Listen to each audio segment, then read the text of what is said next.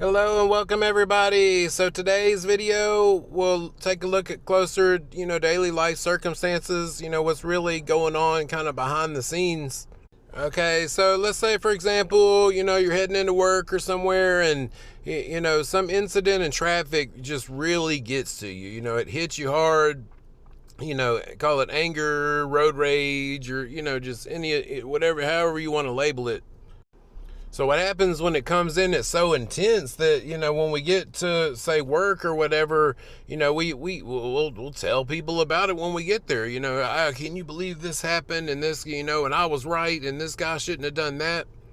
Then after work, we'll tell our, our significant other about it, or to call a friend and tell them about it. We'll get on the internet and we'll complain about it, whether social media or vlog or blogs, it's what happens is the energy hit us and we wrestled with that energy. Okay.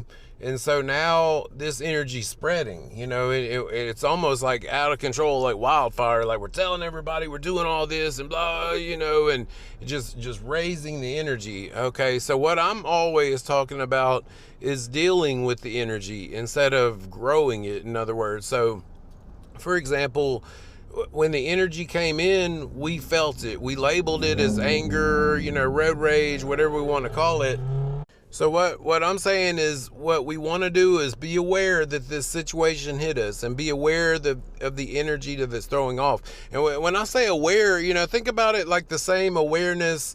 If you set your alarm early to get up early in the morning, you're asleep and then that alarm will go off and it's like you're aware that the alarm's going off, but you cannot wake up your human to get up and turn the alarm off, if that makes sense. So, we're aware that it happens. So now it's up to the human part to be able to say, okay, this is the energy that hit me and I'm choosing to let it go. I'm choosing not to engage with the energy, and as we do this with every circumstance in life, the energy that we're letting go starts to transmute. It literally starts to give you energy instead of holding the energy over you. It's what the ancient ones would call going to God.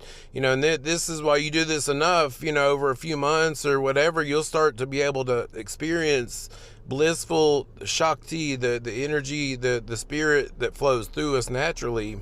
But the other side is that if you keep the negative energy going and spreading like wildfire, so now it starts to produce other thoughts. So, if it was like a jealous energy, for instance, now you might be like, well, I think my boyfriend's cheating on me. And what we did was we told our mind to prove all this is true. So I love y'all. See you on the next one.